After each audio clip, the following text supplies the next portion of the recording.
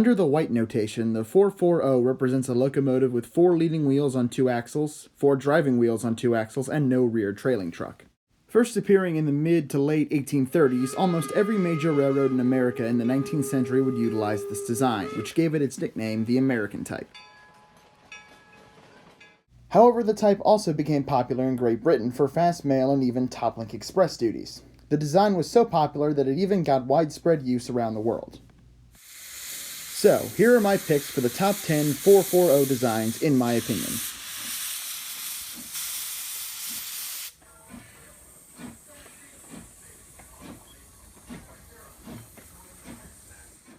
Number 10. The London and Southwestern T9 Greyhound.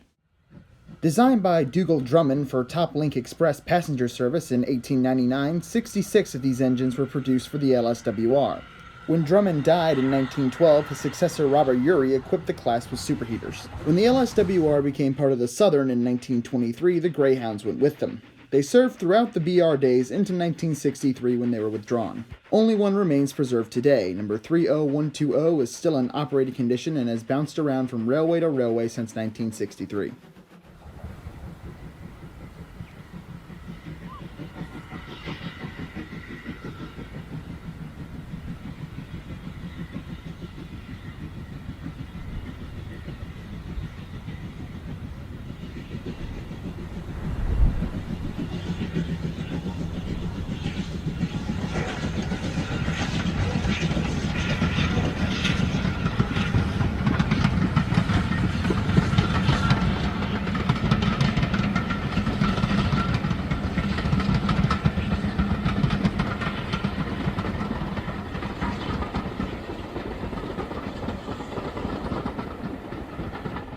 Number 9. The Western and Atlanta, Texas.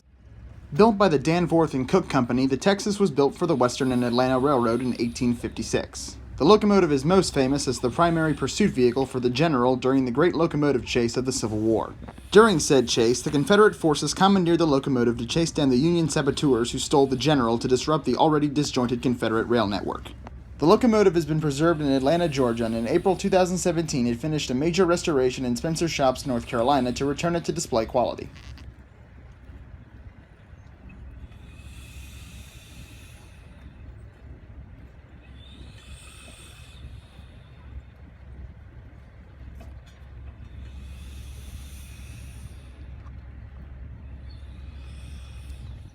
Number 8. The London and Northeastern D14, D15, and D16 class Claude Hamiltons.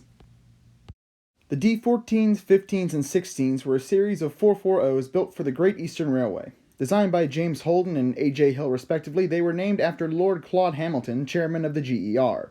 They were absorbed into the LNER in 1923.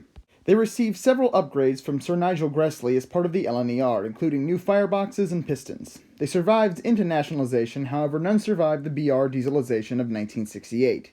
Even though no original locomotive survived, a group has planned to rebuild one of the D16s, numbered 8783, to be named Phoenix. Number 7. The New York Central and Hudson River 999. Built in 1893 by the NYC West Albany shops for the New York Central and Hudson River, the 999 became famous for pulling the famed Empire State Express named passenger train.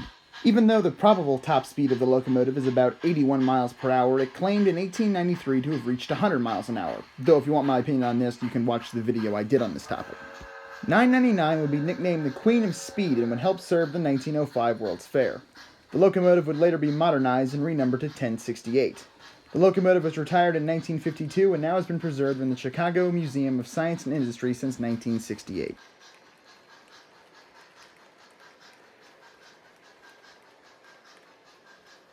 Number 6. The Southern Railway Schools Class. Designed by Richard Monsell in 1930 for the Southern Railway, the V Class was a cut-down version of the Lord Nelson and King Arthur classes of 460s. This Eastleigh product was the last 440 class designed in Great Britain, and was the most powerful 440 in Europe. All 40 were named after British public schools. They were designed for intermediate express service. Because they used the King Arthur firebox rather than the Belpierre firebox, whatever that is, the locomotive could be used on lines with more restrictive loading gauges. Throughout the years, they had several upgrades to improve their performance. However, they were all withdrawn by 1962. 3 survive on heritage railways today, those being numbers 925, 926, and 928. Interestingly, number 926 Repton was donated in the 1970s to the Steamtown Museum in Vermont.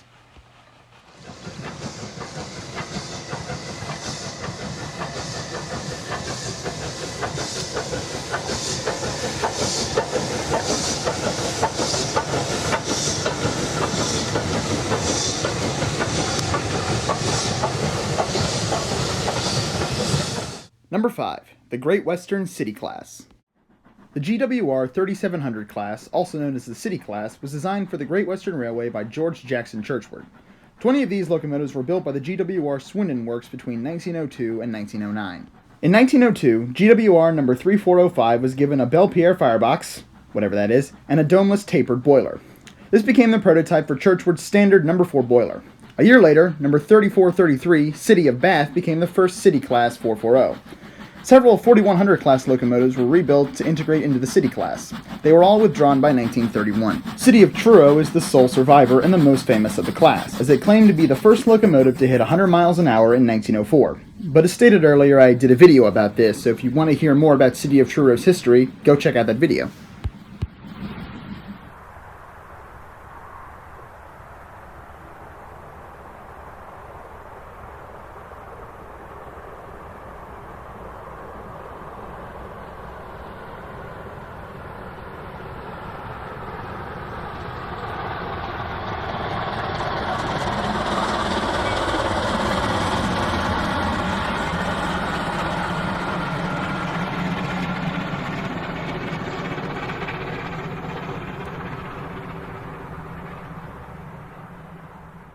Number 4. Union Pacific 119. Number 119 was built by the Rogers Locomotive Works for the Union Pacific Railroad in 1868, alongside numbers 116 through 120. Number 119 is most famous for being one of the 2 locomotives to arrive at Promontory, Utah for the Golden Spike ceremony and the completion of the Transcontinental Railroad. Afterwards, number 119 was renumbered to 343 and became a freight locomotive. The engine was scrapped in 1903, however a replica was rebuilt in 1976 and now performs reenactments of the famous driving of the Golden Spike.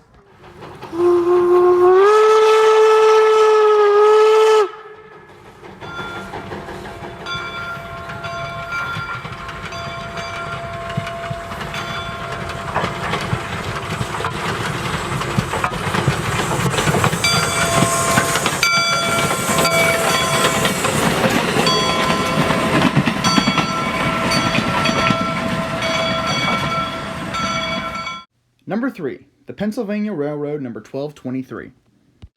The 1223 was built by the Pennsylvania's own shop in Altoona, Pennsylvania in 1905 for passenger service. After it was retired, the locomotive ran excursions on the Strasburg Railroad. The D16 was the most modern of the Pennsylvania Railroad's 440s. However, when the 1223 was built in 1905, the 440 was being replaced by larger passenger engines like the 462 K4 Pacific, which were able to pull longer, heavier trains faster. The Pennsylvania was also a pioneer of steel passenger cars, which demanded higher safety procedures. This contributed to the replacement of the 440. As a result of locomotives like the E6 Atlantics and K4 Pacifics, the 1223 was rebuilt with smaller driving wheels for local freight service. During its modernization, it was given a superheater as well as other improvements like an electric headlight and new piston valves. The locomotive was spared from scrapping thanks to its use as a display engine throughout the 30s and 40s. The engine was leased to the Strasburg Railroad in 1965 and worked excursions there until 1989. During this time, it pulled a doubleheader with the famed Pennsylvania 7002. After the Strasburg lease ran out in 1989, the locomotive was displayed at the Railroad Museum of Pennsylvania, where it still sits today.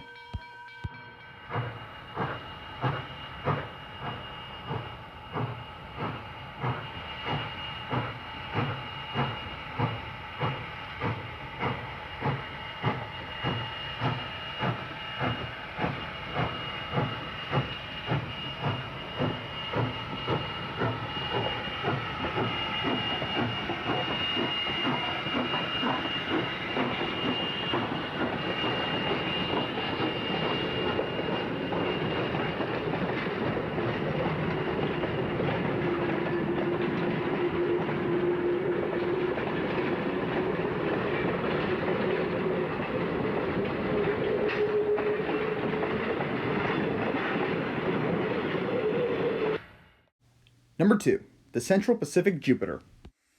Number 60 was built for the Central Pacific Railroad in 1868 by the Schenectady Locomotive Works. The locomotive and its sisters actually had to be dismantled and sailed to San Francisco in 1869 to be reassembled. Jupiter originally wasn't supposed to take Leland Stanford to the Golden Spike ceremony in Promontory, Utah. However, during the trip, his train, pulled by the Antelope, was damaged and the train was added to Jupiter. The locomotive met the Union Pacific 119 at Promontory, Utah in 1869. It continued to serve the Central Pacific throughout the 1870s. When Southern Pacific began renumbering its locomotives in 1891 after its 1885 acquiring of the Central Pacific, Jupiter became Southern Pacific 1195. The locomotive was sold to the Gila Valley, Globe, and Northern Railway in 1893. It was sold for scrap in 1909, however a replica of the locomotive was built in 1979, and like the replica of the 119, it now works at the Golden Spike National Historical Site reenacting the ceremony.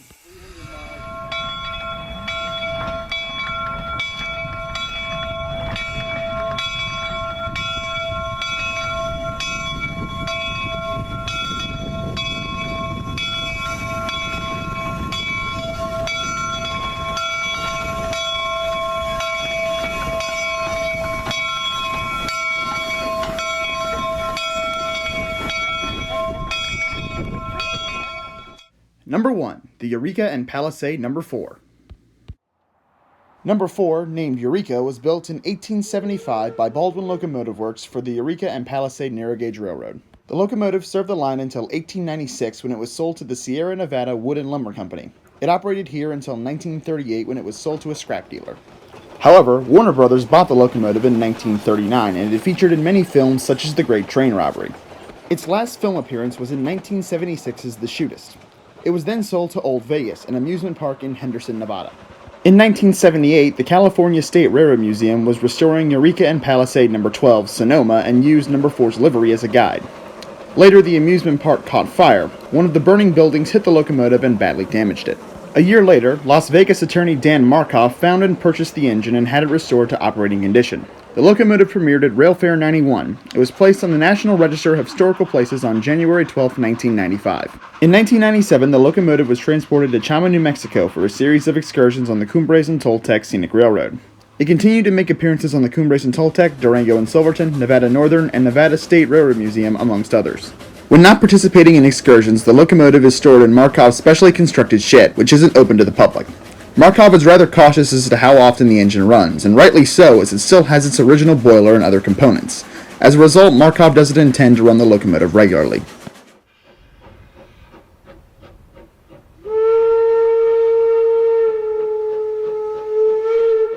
And there you have it, 10 of my favorite 440 designs. If you enjoyed the video, don't forget to like, comment, and subscribe, and check me out on Wattpad.com if you feel so inclined at Pat and Kesselring. And be sure to keep an eye out for more railroading content in the future.